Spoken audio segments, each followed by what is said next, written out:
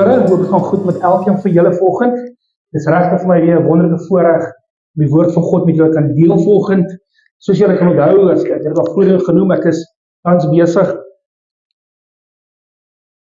met 'n reeks, of nie 'n reeks nie, net tans besig om 'n bietjie te kyk na die wonderwerke wat Jesus gedoen het op aarde was. En die rede daarvoor is, soos ek gesê het, ek glo dat Jesus se wonderwerke is meer as net 'n storie wat Jesus vertel het. Het is net meer 'n storie wat in die Bybel is 'n mooi storie of iets met 'n wow faktor. Ek glo regtig met hele hart dat alles wat in die woord van God staan is vir ons om iets daai te leer en toe te pas in ons lewens. Ek dink wat ons moet verstaan is dat dit wat Jesus gedoen het, elke keer as hy iets gesê het, elke keer as hy 'n wonderwerk gedoen het, was dit nie net sommer gewees nie. Daar was altyd 'n goeie rede agter dit gewees. Jesus se tydsberekening was perfek gewees. Jesus het nooit sommer net goed op die hitte van die oomblik gedoen nie. Alles wat hy gedoen het, alles wat hy gesê het, elke lering, elke wonderwerk was presies gewees soos God dit wou gehad het. Jesus sê, ek dink as Johannes het dan so keer op keer sê dat alles wat ek sê, alles wat ek doen ek my Vader gehoor het. Nou in die Nuwe Testament, as jy kyk na wonderwerke, is daar 'n totaal van 37 wonderwerke wat opgeteken word in die Nuwe Testament, in die eerste die vier evangelie, dis die eerste 4 boeke van die Nuwe Testament, Matteus, Markus, Lukas, Johannes. Maar dit is belangrik om ook te verstaan dat dit is nie die enigste wonderwerk wat Jesus gedoen het nie. Ek dink in die 3 jaar wat Jesus se bediening op aarde was, het hy baie meer gedoen. En net omdat dit nie aangeteken is, beteken dit nie so was. Ek dink in Jesus se tyd was daar amper nie iets soos 'n siekte gewees in die dorp waar hy beweeg het. Ek dink hy het meer mense gesond gemaak as wat ons regtig ken.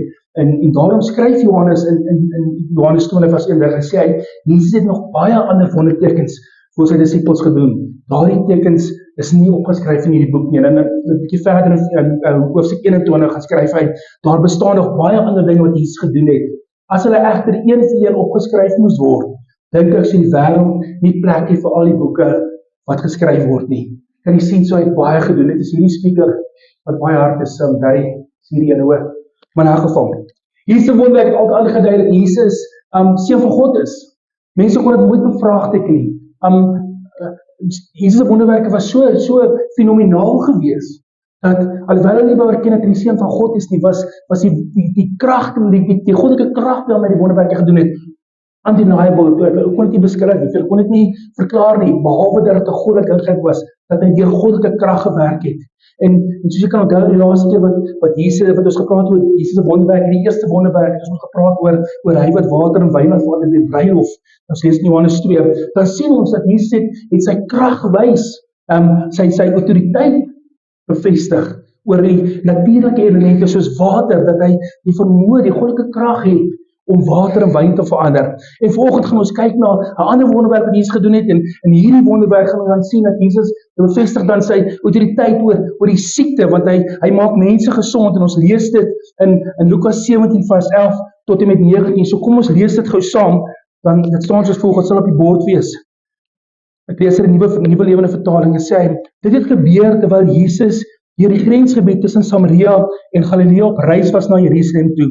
Toe hy in die buitewyke van 'n sekere dorpie kom, het 10 mans met ernstige velsiektes hom tegemoet gekom, maar op 'n afstand bly staan. Hulle het hard na hom geroep, Jesus, meneer, ontferm U tog oor ons.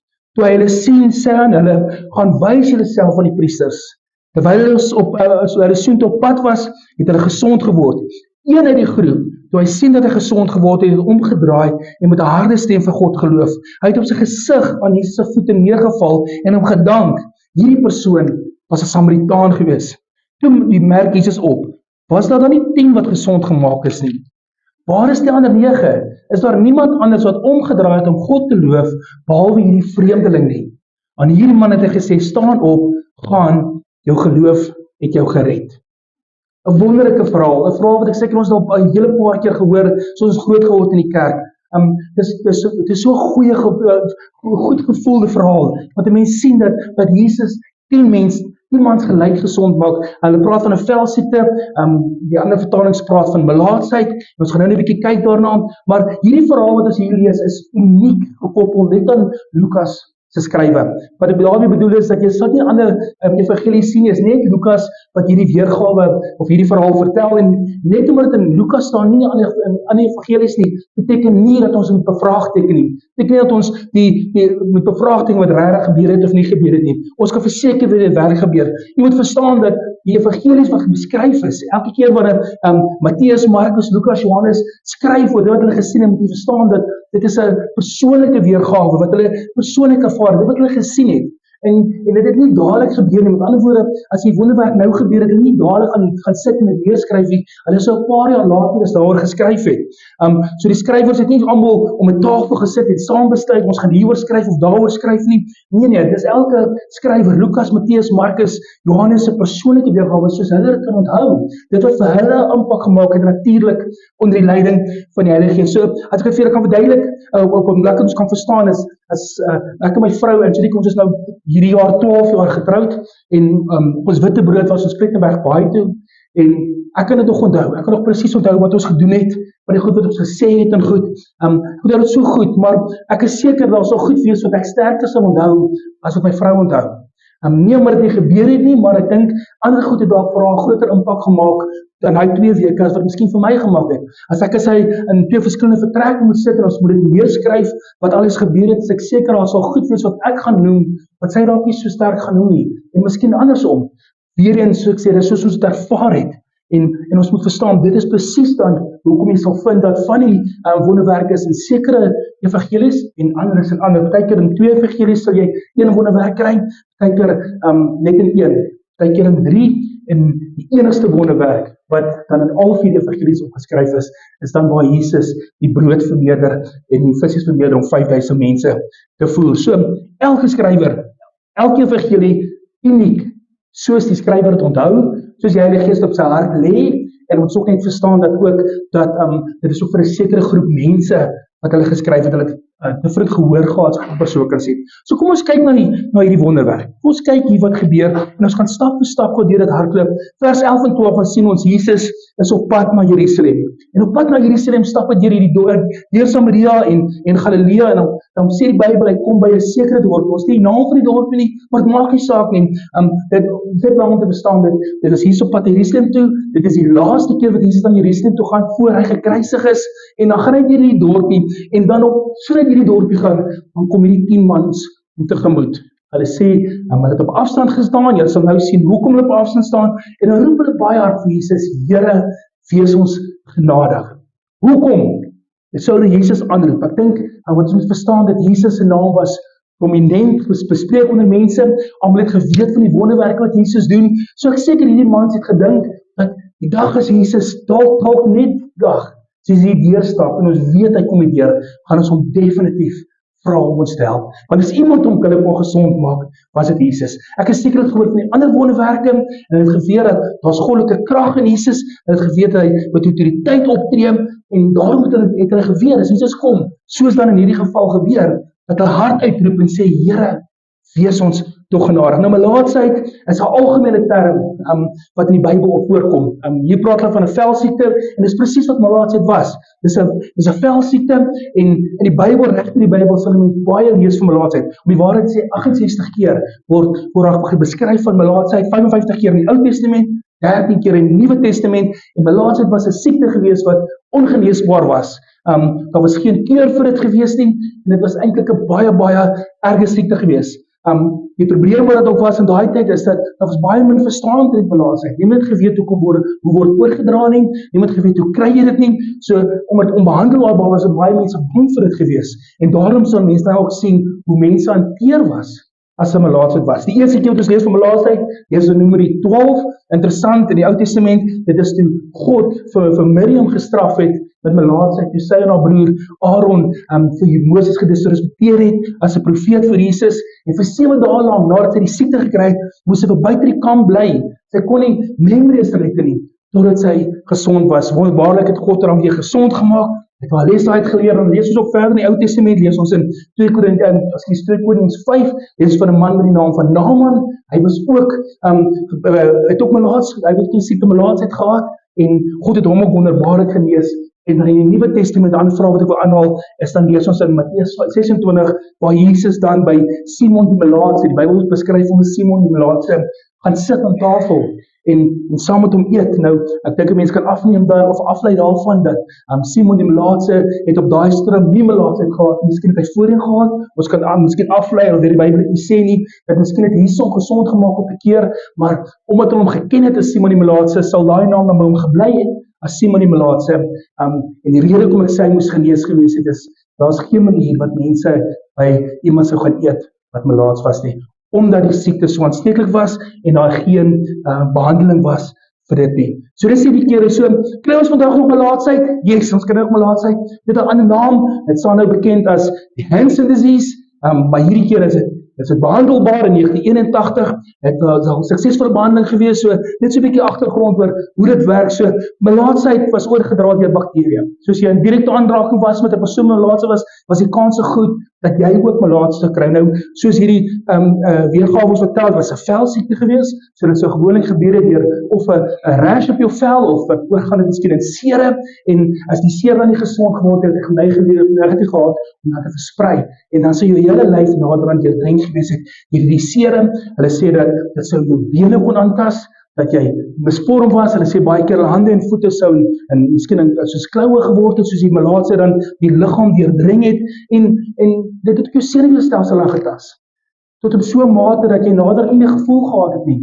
Dit sou kom, dit kan gebeur het dat as 'n persoon erg deurdrink was deur melaatsheid, dat hy daarvan sy ledemate sou verloor, hy sou hom sou gekrap het, miskien sou hy nie besef het hoe ver gaan, miskien sê middel van die nag as hy slaap, en hy sou hom krap, sou hy nie besef het hoe erg hom krap nie, of hy sou miskien sy toon stamp, en hy sou miskien nie gevoel het nie, en so dan van sy ledemate sou verloor. Dis so erg melaatsheid in daai tyd was. En op die einde van die dag het dan natuurlik gelei tot jou dood. Jy sou dan eventueel sterf, want jou organe sal begin impak. So kan jy sien, dit was 'n progressiewe siekte gewees, wat begin het deur 'n seer of 'n rash op jou vel, wat dan stelselmatig jou liggaam deurdring het, tot op die einde van die dag dat alles een vir een begin ingee, en dan uiteindelik sterf. Almal hierdie mense, daarom as jy melaatsheid gehad het, was jy verbanne die samelewing kyk, jy mag geen aanraking gehad met familie of vriende of selfs in die dorp nie.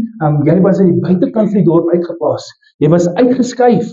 En 'n mens kan seker verstaan hoekom, want soos ek sê, dit was aansteeklik geweest en mense het nie geweet hoe om dit te hanteer of hoe om dit te behandel nie. So mense kan verstaan. Nou, interessant is dat die enigste mense met wie melaatses dan die mekaar sou kon raak of aan 'n aanraking sou kon kom, was ander melaatse mense, nie waar nie.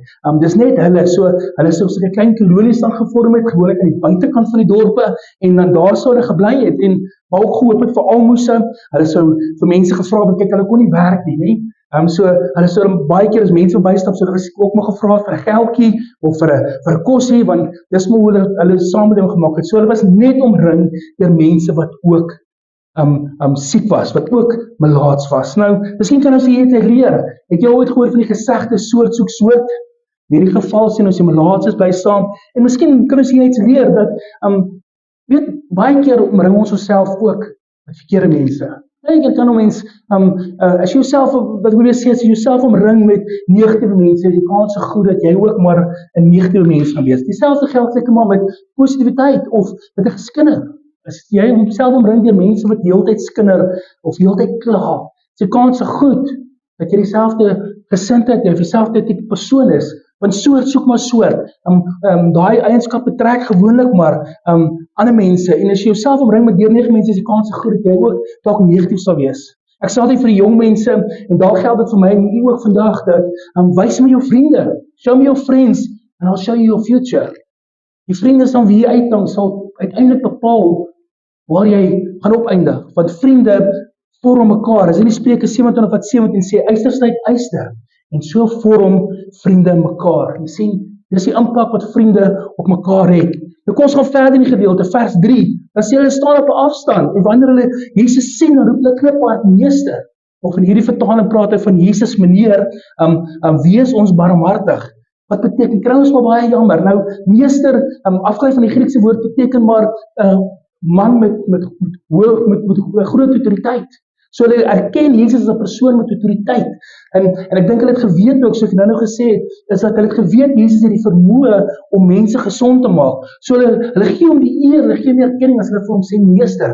En dan interessant, dan sê hy vir hulle, dan vra hy vir hulle vra hom dat hy hulle genadig moet wees. Hulle vra nie vir genesing nie, interessant. Hulle vra vir genade. Ek dink wat hulle nodig gehad het, hulle besef, is natuurlik wou hulle genees gewees het, maar ek dink hulle het besef, dit sal net God se genade wees, want dit is net deur 'n goddelike wonderwerk dat mense genees sou kan word. Dan roep hulle hom aan, hulle sê vir hom, seker so ek sê nie geleer van sê meneer, ontferm u tog oor ons, wat beteken, kry ons asseblief jammer, kry ons jammer. En is dit nie vir my wonderlik dat Jesus het hoor, wat doen Jesus? Hy kry hulle jammer. Is dit nie wonderlik dat ons 'n God aanbid vandag, wat mense jammer kry nie? Psalm 103 vers 8 die sê die Here is barmhartig en genadig, geduldig en vol onfeilbare liefde. Wat 'n voorreg om vandag in hierdie wêreld waar ons vandag leef, 'n kind van God te kan wees. Waar ons hierdie God het wat in die hemele is, wat nie God ver is nie, wat God naby is, wat 'n genadige God is, wat daar is vir ons. En net soos Jesus dan hierdie mans se geroep hoor vir genade en hy genade hulle bewys, is presies dieselfde toe die hemelse Vader my en u ook hoor aan ons roep. Wanneer ons bid tot hom en ons sê Here, wees ons genadig, of Here, help vir ons. Dan is dit dieselfde God wat genade in hierdie mans bewys het, is dieselfde God wat aan my en julle genade bewys. Vers 14 lees ons, dan sê hy, toe hy hulle sien, sê hulle, gaan wys julle self aan die priesters. Jy sien, Jesus sien hulle raak. Hy sien die probleem raak. Hy los net daar nie. Ek is seker ander mense het verbygeloop en hulle het geskree en gesê, gee tog hy almos, help tog ons. Maar ek seker baie mense, soos in vandag se tyd, het dalk gedink, is nie my probleem nie. Ek het my eie probleme, dit is nie my probleem nie. Los my net uit. Maar jy sien, Jesus reageer nie so nie. Want toe hy dit sien, in hulle ellende, het hy dadelik gereageer. En dit gee mense hoop in ons binneste om te weet dat, weet jy, as Jesus hulle gesien het, kan ek jy verseker, God sien jou ook. Hy sien jou ook in jou toestand, hy sien jou ook in jou probleme, daar waar jy swaar kry, en jy weet, God is nie God ver nie, hy is God naby. En as hy hulle gesien het, dan weet ek, hy sien my ook. Psalm 33 vers 18, dan staan nou volgende, hy sê, kyk, die oog van die Here is op die wat hom vrees, op die wat sy goedertierenheid wag, wat op sy goedertierenheid wag, Interessant, dat Jesus sien hulle, maar hy raak hulle nie aan nie. Al wat hy vir hulle sê is, gaan, wys julleself vir die priesters. Ek dink as ons daai gedeelte lees, beteken dit nie dat Jesus huiwerig was, of bang was om hierdie mense aan te raak nie. Ons sien dat by baie van Jesus genesings, dan raak hy die mense aan. En selfs in Lukas 5, dan is daar ook 'n verhaal van 'n melaatse man, waar Jesus hom letterlik aangeraak het. So, dis nie dat Jesus bang was vir die siekte nie, dis nie hoekom Jesus nie aan hom geraak het, daar's 'n ander leer, en ek wil dit graag met julle deel, hoekom Jesus in hierdie geval nie aan hulle geraak het nie, want hy gee hulle net een opdrag, hy sê, gaan wys julleself aan die priesters. So wat kan die rede wees? Wel, die eerste een is om God se opdragte te bevestig. Want jy moet verstaan dat in die Ou Testament, waar ons eers lees van gemelaatsheid, dan sien ons in die boek van Levitikus 13 en 14, ons 13:14, dan sien ons dat daar is spesifieke opdragte wat God gegee het aan die priesters.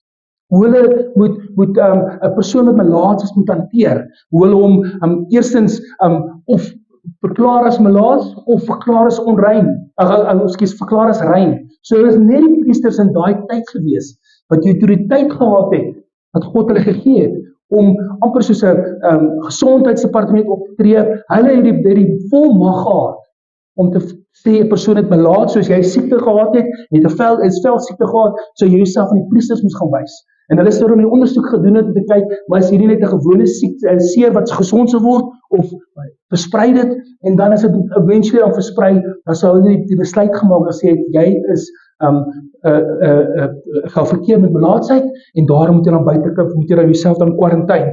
En dieselfde geld dan vir 'n persoon wat melaats was, en deur 'n goddelike ingryping miskien homself genees is, en dan moes hy na die priester toe gaan, en hy was die priesters gewees. Want dis die enigste persoon wat dan hierdie persoon sou kon rein verklaar en homself dan weer toelaat in die samelewing. So, as Jesus dan hierdie ding sê, en hy sê vir gewysheid priester, dit is presies dit, om te sê, hy bevestig God se opdragte. Jy sê met Jesus, se opdragte was nooit anders gewees as dit van God nie. Jesus het nooit buite die raamwerk van God gehandel nie. Jesus se opdragte was nooit teenstrydig met dit wat die Vader vir hulle geleer het nie. So die wette van die Ou Testament, Jesus was nooit teenstrydig met dit gewees nie. Dit was altyd in ooreenstemming gewees met dit. Nou ek wil hier vir 'n oomblik net jou gees so gebruik en kan jy vir 'n oomblik probeer indink wat die priesters moes gesien het toe hierdie mans voor hom kom staan. Ek meen, hulle het geweet van die opdragte, hulle het geweet van melaatsheid, hulle het geweet melaatsheid is ongeneesbaar. So ek is seker dat alhoewel hulle geweet het dat ergens in die wet staan daar 'n sekere maniere ons moet optree as 'n melaatse man gesond word, dink ek dat die kans is seker groot omdat dit ongeneesbaar ongeneesbaar was. Is ek seker dat baie van die priesters sou sy hele loopbaan sou hy deurgegaan het sonder een persoon rein te verklaar. Omdat melaatsheid ongeneesbaar was en nie skielik staan die 9-10 mans voor hom en sê maar ons is rein, die seer is nie hier nie. Kan jy ons asseblief rein verklaar? Ek dink amper hulle moes rondskarrel en gewoon waar staan dit nou weer? En wat se wet staan dit? Hoe moet ons hierdie situasie hanteer? Dis amper soos daai snaakse tekens wat ons leer in K53 wat jy nooit gesien het. En dan leer jy dit vir die vraestel, jy leer dit en hulle vra dit nie en dan 5, 6, 7 of 10 of 15 jaar later skielik kom jy op hierdie teken af op die pad. En dan sê jy half onseker, maar hoe moet ek nou maak? Wat beteken hierdie? Hoe moet ek dit hanteer? So ek is seker dit was vir hulle gewees, hulle reaksie. Hulle moes hoor, maar hier's 9 mans wat genees is. En dis nie, Heer, ek sê hulle moes gevra, hoe is julle genees? Wat het julle gebruik? Wat se kruiemensel? Wat se plant het julle geëet? Wat het julle gedoen om genees te wees? En hulle getuienis uit een mond uit, toe hulle saam dan moes getuig, maar dit is nie iets wat ons geëet het nie. Dit is nie iets wat ons gedrink het nie. Dis een man, ons het Jesus gevind. Dit was Jesus gewees. Dis Jesus van Nasaret. Dit is hy wat ons genees. Ek kan nie net dink die impak wat moes maak vir die priesters. En dit bring my by die tweede punt, dat die rede hoekom mense gesê het, gaan wys op iets is om aan die priesters te getuig dat Jesus die Seun van God is. Hulle het geweet van die Messias wat op pad is. En ek dink baie mense het Jesus se wonderwerk gesien, maar ongelukkig was daar baie mense wat getwyfel het dat Jesus die Seun van God is. Hulle het geweet van dat die Messias sou kom, maar niemand het gedink dat dit Jesus van Nasaret is nie. En jy sien, Jesus het geweet dat hierdie genesing van die 9 melaatse mans sou vir hierdie priesters 'n openbaring gewees het. Hulle sou kop gekrap het en gedink het, ja, maar dit moet Jesus wees. Dit moet die Messias wees, want die goddelike krag waarmee hy hierdie genesing laat plaasvind, daar is geen geneesmiddel nie. Dis net goddelike krag. En as Jesus dit dan kan doen, sekerlik moet daar dan die Seun van God wees, nie waar nie. Wie anders sou dit kan doen? Hierdie priesters sou moes erken. As mense sou vra, sou hulle moes erken dat hy het niks geëet nie. Ons het hulle onrein, ons het hierdie persone rein verklaar. Hoekom? Op grond van dit wat Jesus Christus vir hierdie mense gedoen het. Ek is seker hulle sou 'n verslag moes skryf om te sê hoekom hulle rein verklaar is. En die priesters, hulle moet die besluit maak. Ek is seker hulle sou dit moes dokumenteer hoekom hierdie mans rein is. En ek is seker hulle sou dit daarin moes sien dat dit Jesus was. Jy sien, want as God iets vir ons doen, Jesus doen die wonderlike ding vir hierdie 10 mans. Hy maak hulle gesond, maar dit is nie net vir hulle alleen. Hierdie wonderwerk is nie net vir hulle nie, dis vir ander mense ook. Want jy moet verstaan dat as God iets vir ons doen, is dit nie net vir my nie, dis net om my geloof op te tel, maar vir die mense om my ook. Daarom is dit so belangrik vir my nie, as God iets wonderliks vir jou doen, te gaan getuig. Ongelukkig praat ons nie meer nie, maar ek dink dit is belangrik dat ons is Christene en as ons gebede verhoor en God gryp goddelik in ons lewens, moet ons nie stil bly nie. Dis tyd dat ons 'n bietjie vir mense vertel oor die grootheid en die goedheid van ons God. Jy sien dat ons God leef. Hierdie wêreld het nodig om dit te hoor. Hierdie wêreld val uit mekaar uit. En ek dink dit is tyd dat ons as Christene 'n bietjie die mantel optuig, op onsself neem, om te sê ons sal getuig daar waar ons beweeg, oor die grootheid en die goedheid van ons God. Amen. En dan die laaste keer, die rede hoekom Jesus dan gesê het, gaan wys jouself vir Christus, dink ek ook is om 'n bietjie hierdie man se geloof te toets. Jy sien, toe Jesus het vir hulle sê, moet jy verstaan, ek is seker dat hulle self gekyk, en die seer was nog sigbaar gewees. En ek is seker hulle het gedink, maar ons kan nie in die dorp ingaan nie, maar nou sê Jesus om te doen, ek is seker, miskien was daar 'n bietjie twyfel, miskien hulle harte, maar het gedink, ons het niks om te verloor nie, kom ons gaan maar. En dan sê die skrif duidelik dat op pad soontoe, toe hulle wees opmerk, toe hulle begin gesond word. En ek is seker, hulle was bly gewees en opgewonde gewees oor dit, maar dit is my interessant, dat ek wonder baie keer, sou hulle ongehoorsaam gewees het? Sou hulle gesit en gesê, maar ek is nog steeds, wag net, ek wil net eers sien of ek gesond word. Sou hulle gesond gewees het? Persoonlik, alhoewel die woorde van God dit nie sê nie, dink ek miskien nie. Ek dink hulle sou die wonderwerk gemis het. Hulle sou die genesing gemis het. Jy sien, want baie keer, in meeste van die wonderwerke, is daar 'n doen-gedeelte wat die mens moet doen. Daar's 'n doen-gedeelte. Dink byvoorbeeld aan Petrus wat op die water loop. As Petrus nie uit die boot het geklim het nie, sou hy nie op die water geloop het nie. Die vorige wonderwerk bespreek van die bruilof, as hulle die kanne nie vol water gemaak het nie, het die water nie wyn geword. Ek kan nie sien, daar's 'n doen-gedeelte. En ek dink baie keer mis mense God se wonderwerk in ons lewens. Hoekom? Omdat ons versuim om die doen-gedeelte toe te pas. Ons het 'n verantwoordelikheid. En baie keer gaan Jesus of gaan God vir ons iets onmoontliks verwag.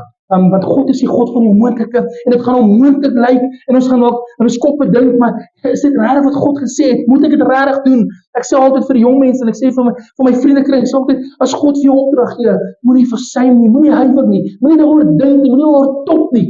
Doen dit. Doen dit. Gee die eerste tree. Moenie wag tot jy R1 miljoen het om groot werk vir die kerk te doen.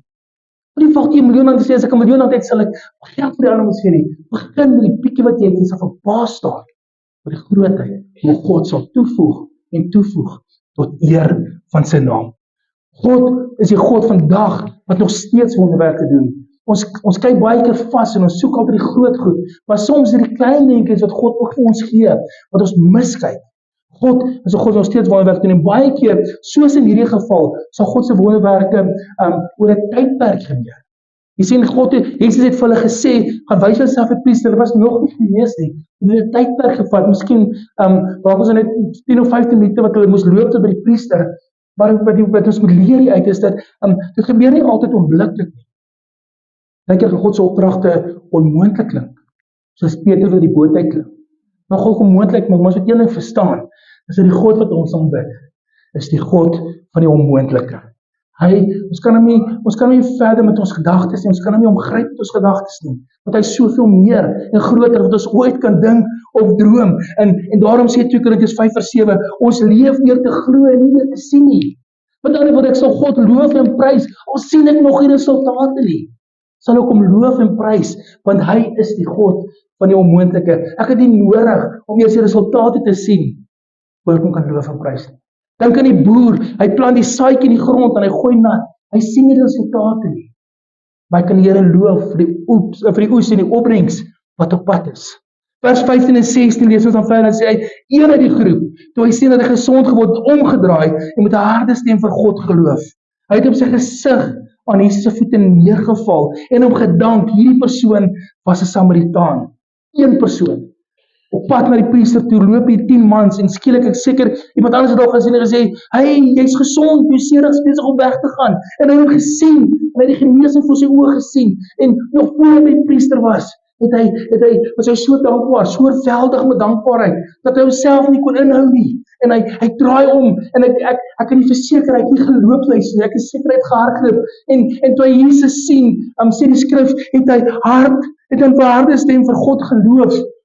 Kan jy dit sien? Kan jy sien die blydskap in hierdie persoon se binneste wat jy moet verstaan dat Jesus het hierdie persoon se lewe verander. Dis meer as net 'n almoes wat ons nou eet en kos het ons nou eet en is nou klaar. Jesus het sy lewe vir hom teruggegee. Wat bedoel ek? Hy kom weer terug aan die samelewing in. Hy kom weer sy familie sien. Hy kom weer gaan werk. Hy kom weer in die winkels rondloop, in die dorp rondloop. Mense het nie vir hom snaaks gekyk nie. Sy lewe is vir hom teruggegee en daarom is hy so oorweldig. 'n Dankbaarheid en dan loof hy en dan gaan die skrif verder en sê hy, hierdie persoon was 'n Samaritaan geweest. Nou as ek net terugbring, die Samaritane was 'n gemeente ras geweest tussen die Assiriërs en die Jode geweest. En daarom het die Jode niks van die Samaritane gehou nie, niks. Daar was hierdie vyhandige gesindheid, altyd teen die Samaritane, hulle het gevoel, hulle is nie deel van die Jode nie, alhoewel baie van die Samaritane natuurlik Joodse voorvaders gehad het as gevolg van die gemengde rasse tussen die Jode en Assiriërs, maar hulle het nooit gevoel, hulle is deel van dit. Daarom sal jy ook sien dat die Samaritane het ook op 'n ander plek aanbid. Hulle het nie Jerusalem toe gaan om te aanbid nie. Hulle het ook gedeeltes van die Ou Testament geglo, nie alles nie, dit geleef volgens sekere gedeeltes van die Ou Testament. So daar was hierdie vyhandigheid, en dan is dit interessant dat dit reeds hierdie Samaritaan was. Ek wil amper sê hierdie halfbreed, wat die Jode moes aanskou sien, maar dis eintlik hy wat 'n goeie gesindheid teenoor Jesus gehad het, 'n dankbare gesindheid teenoor Jesus gehad het. En alhoewel die Jode hierdie vyhandige gesindheid gehad het teenoor die Samaritane, sien ons maar Jesus nie. Nie Jesus nie. Hoekom? Want Jesus was lief vir Samaritane ook. En enige ander ras, ons weet vandag, Jesus het vir almal gesterf. Elke persoon in die son, maak nie saak van jou ras of jou kleur of jou agtergrond of waar jy vandaan kom nie. Jesus se prys wat hy betaal het aan die kruis was vir almal, nie net die Jode nie, nie net die Israeliete nie, vir almal. En is dan hierdie Samaritaan wat in sy nederigheid, sy liefde, sy dankbaarheid teenoor Jesus kom bewys op hierdie wonderbaarlike manier as hy op sy gesig neerval. Dis die aanbiddingsposisie, broer en suster, wat hy voor die man neerval. So, jy kan sien, ek dink die feit dat hy hom aanbid, dis meer as net dankbaarheid. Ek dink hy herken Jesus dan as die Seun van God. Hy herken hom dan as die Messias. En dis dan wat Jesus dan sê in die laaste gedeelte, vers 19, na Jesus natuurlik kan verbaas hy vra, maar waar is die ander mense? Was daar nie 10 gewees? Waar is die ander 9?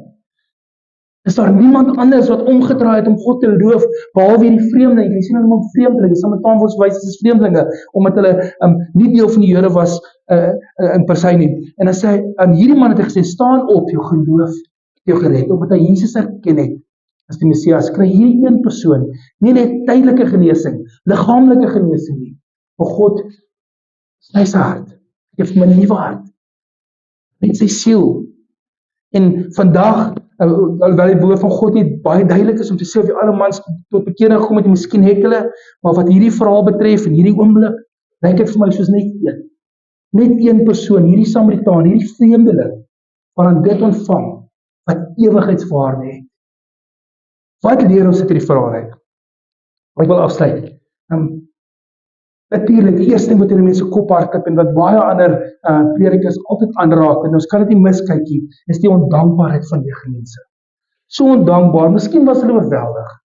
Miskien was hulle oorweldig geweest oor dit wat hulle gebeur het, en hulle kon nie gou genoeg by die priester uitkom nie, en hulle wil net rein verklaar word, sodat hulle die offers kan bring, en weer die sameling, miskien was dit geweest.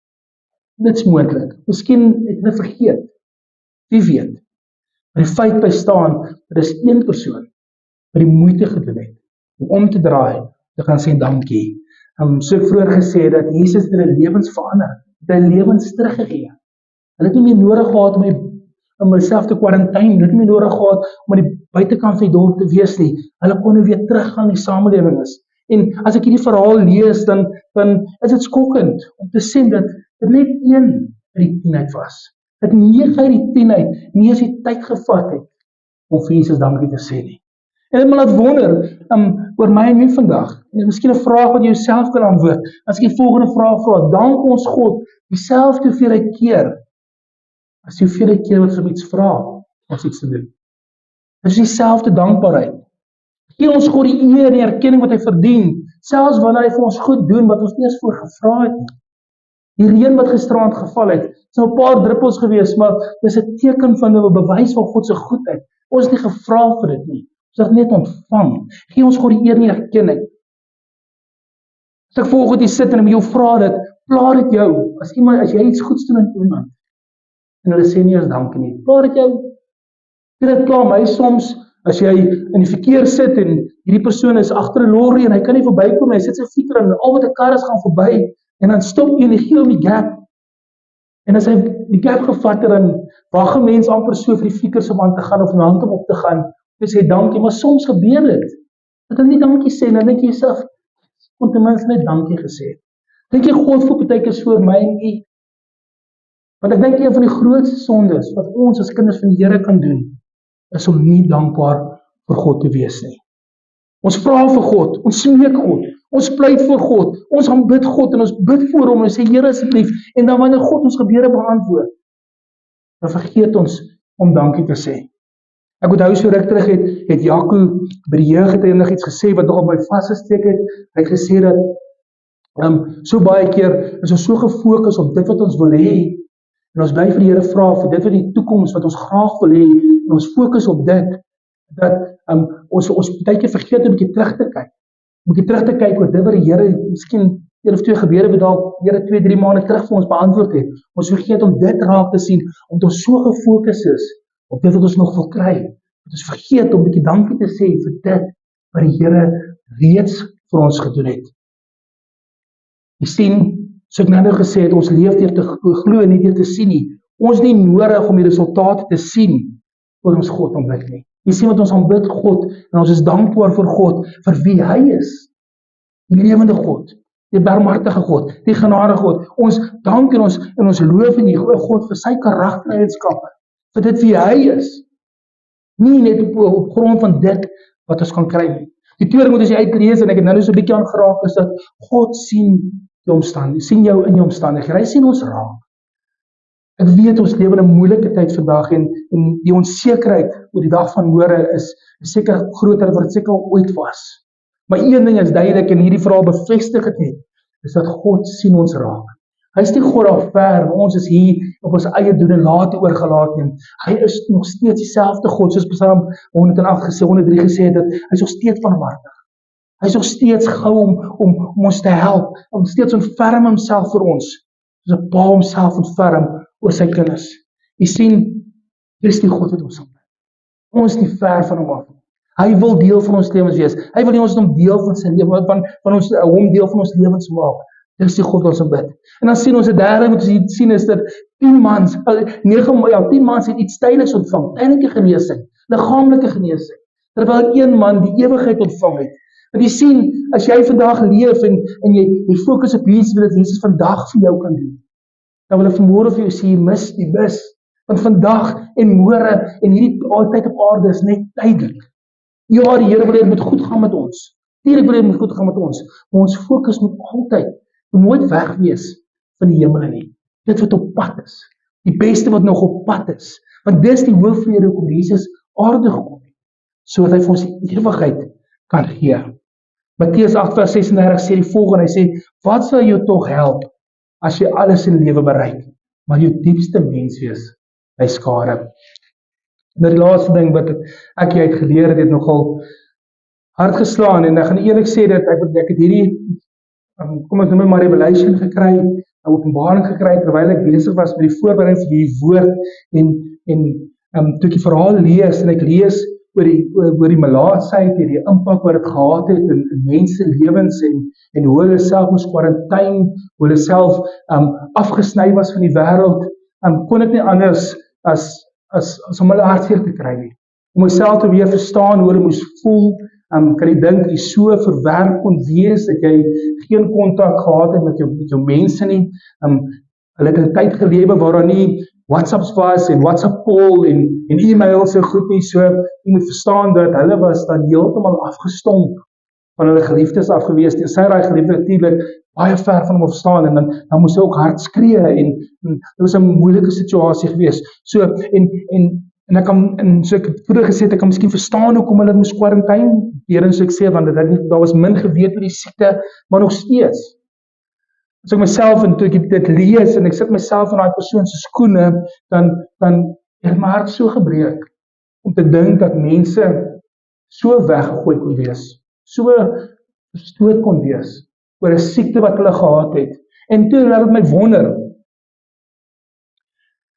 Ons alhoewel melaatsheid vandag nog bestaan, en weet ons is geneesbaar, as ek vroeër gesê het, so nou as jy antibiotika so goed drink, en dan is dit definitief geneesbaar, so ons sien nie die groot impaks wat hulle gesien het in die Ou Testament en die Nuwe Testament, Bybelse tyd, ons sien dit nie, maar alhoewel aan die melaatsheid vandag is, soos in die Bybelse tyd nie, wonder ek, wie is die melaatsheid in my en u lewe, wat ons vir 'n tydperk besluit het om weg te skryf? Want ons almal het melaatsheid, as ek dit so kan sê, in ons lewens met wie ons nie meer meng nie, wat ons nie meer goed genoeg ag nie, wat ons net een kant toe geskuif het. Ek sê dit, ons as Christene, ons meng nie met hulle nie. Wie kan hulle wees? As jy aan 'n paar moet dink, kan ek eerstens dink dat as jy in die aand op die Orkester Wesrey, miskien aan 'n sypaadjie gesê, as jy baie van die mense sien wat onder kombersie slaap en op bokse slaap, op rande slaap, wat die samelewing verskuif het. Die homeless mense, die tennisdorp mense, is daai mense wat onder die samelewing weggeskuif het. Dalk is dit 'n familielid wat jy dalk weier om te vergewe. Hy het dalk iets aan jou gedoen en jy het in jou hart so verhard teenoor daai persoon dat jy gesê het, ek meng nie meer met jou nie. Om niks met jou te doen nie. Jy maak net 'n gemors van jou lewe. Maar dis ook 'n melaatse in ons lewens. Dalk is dit 'n familielid wat dalk sy lewe alles uitdrink, of verslaaf is aan dwelms en jy probeer om te help, maar die desperaatheid, omdat dit nie regkom nie, het jy ook op 'n punt gekom wat jy gesê het, my hart is afgestomp vir hierdie persoon. Daai persoon is soos 'n melaatse in jou lewe. Jy weier om met hom te meng en hom in partytjies toe nie, jy is bang om nie huis te nooi, want jy weet nie wat hy gaan doen nie. Dis 'n melaatse in jou lewe. Die vraag wat jy moet vra as jy na hierdie dink, dan wil ek jou vra, hoe dink jy, hoe voel Jesus oor hierdie outcast? Dink jy Jesus is nog lief vir hulle, met hulle foute, hulle tekortkominge, met hulle verslawings en dit wat hulle verkeerd gedoen het? Dink jy as daai persoon op sy knieë gaan vandag en hy sê, Here, vergewe my vir wat ek aan daai broer of daai ene of daai familie vir my gedoen het? Dink jy God sal daai persoon vergewe? Ek kan eerlik vir julle sê, die woord van God sê duidelik, as daai persoon opreg sy sonde bely, sal die Here hom vergewe. Ek wil afsluit met 'n liedjie wat ek vir hulle gaan vra om te speel. En ek tog vra, kom ons tyd ons so. Mag hierdie gedagte by ons harte opkom en mag die Heilige Gees die naprediker wees oor die melaatses in ons lewe, as ek dit so kan noem.